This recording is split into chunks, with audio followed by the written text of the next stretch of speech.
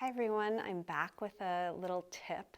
This is for having healthy wrists when you're putting weight on your hands for things like down dog and plank and up dog.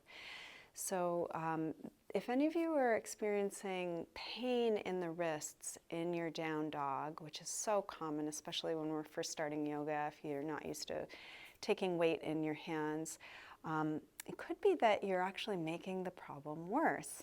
So something I often see in new students with their hands is shying away from their hands on the floor because it feels bad, or maybe it's just, not putting a lot of attention. So when hands are kind of cupped like this, all the weight is going to go down through your wrist. Now, if that's hurting and you're like, oh, I want it to hurt less, maybe I'll put some padding underneath it.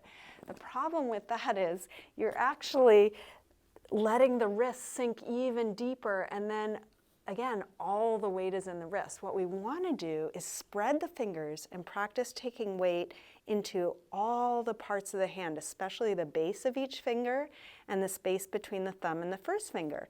So notice as you spread your hand and place it on the floor, are those parts even touching? If they're not, see if you can spread them out. Try and get your thumb and pinky to point towards the sidewalls. So at first it may not be, so you're just going in that direction. As spread as you can and the whole hand flat. So the base of each finger, the space between the thumb and the first finger. You might even think about being able to slip a piece of paper under the wrist.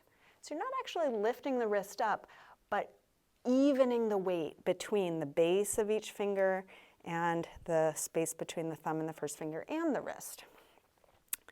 So, not so good? Great. If your hands are lifting up and cupping, see if you can re-spread them again. And no padding under the wrists. Hands should be on something firm. If your wrists are bothering you so much that it's not a good idea to take weight in the hands, then there's a couple of ways to modify. If your shoulders are right above your wrists for things like table, plank, up dog, you can have knuckles on the floor with palms facing one another, and that could be a healthy choice for any of these poses. For something like down dog, I wouldn't recommend keeping that hand position. If having hands flat does not work for you in down dog, you could instead be on your forearms and get all the benefits through the shoulders there.